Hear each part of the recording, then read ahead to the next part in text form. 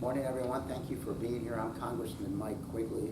The group that is before you today just had a meeting with Housing and Urban Development Secretary Ben Carson for a little over half an hour. I want to thank the Secretary for his willingness to meet with us and discuss issues which are extraordinarily important to Chicago and particularly the lesbian, gay, bisexual, transgender questioning community. I want to thank all of their efforts this morning. It was a very important meeting. I think the Secretary was listening, he was engaged, and what's important now is the follow-up to this meeting and how we move forward together to try to resolve these issues. So I'm going to let the participants of the meeting go into the details. We're going to begin with Channyn Parker from Broadway Youth Center. Hello, good morning, everybody. So the ask during this meeting were the reinstatement of LGBT rights that were removed from the HUD's website. We asked HUD to help find funding solutions for youth programs under the blueprint to end homelessness. We asked that HUD fund and support tiny homes and other creative housing solutions to meet the need of the homeless, housing unstable, and those needing affordable housing. Housing is a powerful tool in the fight against HIV, AIDS, and in addition to supporting housing opportunity for people living with AIDS program, direct public housing agencies to create a preference to develop supportive housing for people living with HIV and AIDS.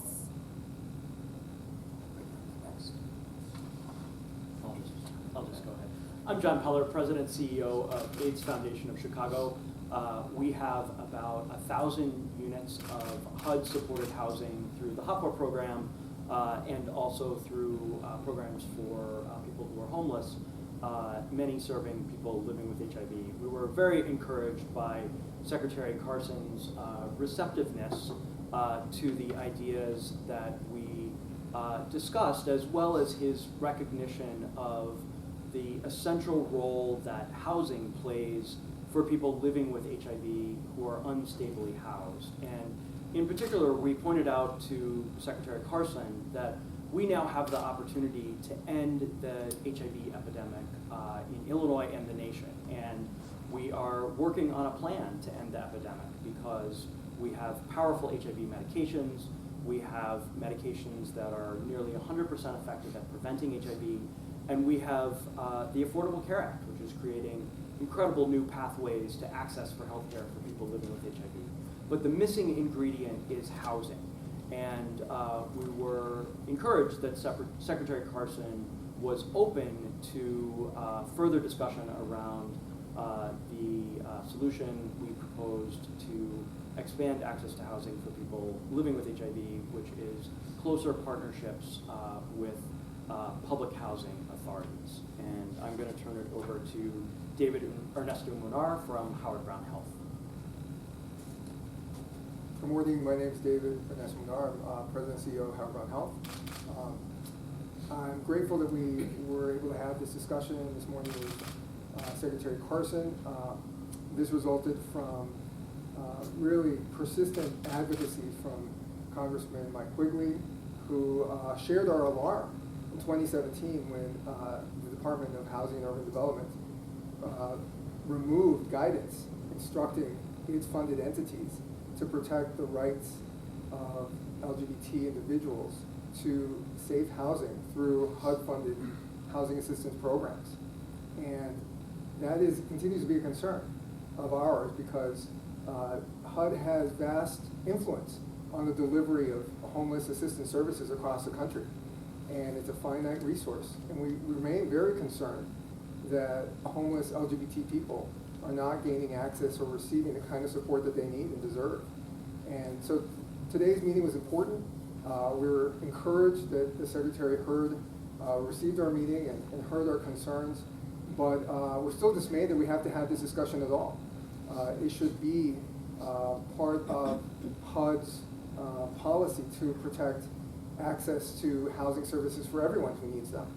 And today's meeting really hinged on whether protections for LGBT people, and particularly transgender individuals, in any way infringes on the rights of others who need those services. And our group tried to explain to the Secretary that in fact it's LGBT individuals at housing services who are at risk of discrimination, stigma, and harm, and are more likely to be the victims than the perpetrators of concern. And so he heard those concerns. He invited us to share with him any examples or grievances of LGBT people who have experienced harm since the policy was rescinded. And we will absolutely be talking to all of our contacts locally and nationally so we can share those examples. But we want HUD to be proactive in supporting and preventing discrimination and harm against homeless LGBT people as opposed to reactive. So we think this is a start, but there's still more work that has to be done on this issue. I am bringing up Tracy Baim. Thank you. Tracy Baim from Pride Action Tank. We talked a little bit about Chicago's blueprint and homelessness among youth, and it recently was turned down for HUD funding, even though most other major cities did receive funding. So one of our requests was to look into other options in helping Chicago battle the epidemic of youth homelessness in Chicago. And then we also talked about new kinds of models of housing, including tiny homes, cargo homes, other types of housing that should be supported by HUD, pushed by the CHA, as well as Fannie and Freddie guaranteeing mortgages. So we actually had an example of a tiny home pilot that is shovel ready in Chicago. And the Secretary was interested in looking at these kind of creative models. We know there are other cities doing this already. So it's a combination of city codes as well as a federal will to fund and push for unique and new creative solutions for housing. We can build our way out of this, but we need creative solutions to do that. We can't do it the same old way we were doing housing in the past. So I was optimistic that they want to look at and explore this on a federal level. It would help not just city folks, but also suburban and rural. So there is a tiny home model if you want to take a look at it. Good morning, I'm Scott Ammarell, CEO of Chicago House and Social Service Agency. We provide housing and social services to people living with HIV and AIDS. We talked to the Secretary this morning about a unique opportunity that we have right now in assisting the efforts to end the HIV/AIDS epidemic in Illinois across the nation, and that involves housing. We know that housing is one essential element in the fight against HIV/AIDS and in the efforts to get to the end of the epidemic. We suggested to the Secretary that because HIV and AIDS is rarely discussed at housing authorities across the country, and people living with HIV and AIDS are living in the shadows on the wait lists and in the public housing communities, that HUD should require housing authorities across the country to create a preference for housing choice vouchers going to developers who will create and develop supportive housing for persons living with HIV and AIDS. We were very encouraged that the Secretary was receptive to this idea. He said he would take it back to Washington, and we will definitely be following up with the Secretary on that. I was also encouraged that in addition to the tiny homes concept, that the Secretary was also very open to discussing other ideas, such as using cargo construction, manufactured housing, and supporting those alternative types of development of affordable housing across the country. So all in all, we were very pleased at our ability to explain to the Secretary what our concerns were, and we believe he was receptive to it, but we will definitely be following up with him. Thank you. John Peller with AIDS Foundation of Chicago. I want to thank Congressman Quigley for everything that he has done on this issue. He has not let this go, and we are so grateful for that. In his role on the Appropriations Committee for HUD, he has really dogged the Secretary and repeatedly asked questions about what happened to the LGBT guidance and what HUD is doing to make sure that they are prioritizing housing for LGBT individuals. And for that, we are so grateful to you, Congressman. Thank you. As we close, the community should know that they were extraordinarily well served today with the folks standing with me today. These are incredibly important issues. People living with HIV, housing is absolutely essential. It's important to all of us to make sure that we focus on these issues. And it was made abundantly clear that the community, the LGBT community, is particularly sensitive and susceptible to the issues of homelessness. And we are going to stay on these issues. As the only member of the Appropriations Committee in the state of Illinois, I appreciate Secretary Carson meeting with us today. This isn't the last meeting, and obviously using whatever leverage we have in Washington, D.C., we're going to get these things done. So I want to thank you all for being here, and we'll answer your questions on issue first, please. Were you satisfied with his explanation or any explanation that he gave as far as why the resources were removed from the website? I brought this issue up with the Secretary a year ago, and then in this year's election cycle, I was profoundly disappointed in his answer at committee.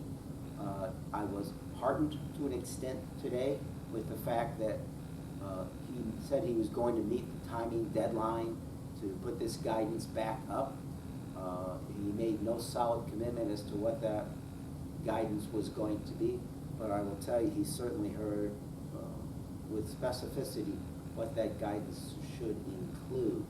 And I think we responded to the concerns that he raised and why he wasn't moving forward sooner. In short, he has no excuse now to not do the right thing, but I'll let others answer.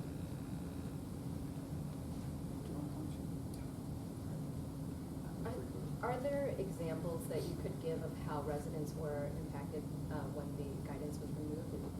Well, I think the best way to answer this is let the experts here who deal with these issues on a day-to-day basis, literally fight in the trenches, give the examples of what takes place in this country on, unfortunately, a daily basis. So one of the main concerns that we had was the discrimination that a lot of trans people and LGBTQ youth face going into the shelter system. One of the biggest barriers that happen when it comes to trans women is them not being able to gain access to shelters based off of incongruent IDs or lack thereof. So one of the things that the Secretary actually named being fully committed to was actually ensuring that trans people were going to receive adequate shelter care in cases of emergency.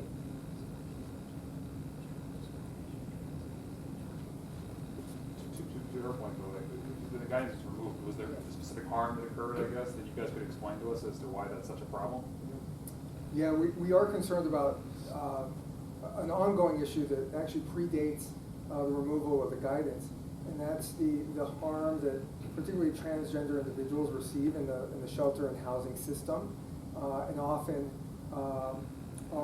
receive discrimination from the operators of facilities, from other individuals being served in the facilities, may be subject to not only discrimination but physical, emotional harm on top of the trauma of being homeless. And so all of this creates an environment where individuals are discouraged from receiving services. At Howard Brown Health's Broadway Youth Center, we see young trans individuals every day who have not felt welcome at shelters, have avoided shelters, have spent the night on the L or in the park because they have not found a safe place to go. And so removing the guidance actually expanded a problem that existed before, and it sends a message to operators of housing organizations that this is no longer a priority, no longer a need, and something that they should not accommodate. And we find that objectionable. And we're glad we can have this conversation, but this guidance should have never been removed or rescinded to begin with. Secretary Carson is here in Chicago. He's at another event right now. Why isn't he here with all of you? In fairness, he was asked to meet with us. The fact that he's not here, I wouldn't gauge that as disrespectful. To one point, he wasn't asked. I think what's most important is the fact that he agreed to meet with us. More important than that is that he carries out his commitment, put the guidance back up. to help us move forward with the programs, including helping on the appropriations level to make sure that the resources are there to protect the most vulnerable in our society. Is there a deadline or a timeline he's given? Well, there's a deadline in the statute, and I'm not sure when it actually ends, of 180 days to get this guidance back up. We are way past where we should be. There's no excuse for that. Well, we will respectfully hold him accountable for his commitments today to get the guidance back up and provide the resources that we need. Thanks. Thank you. Thank you. All right.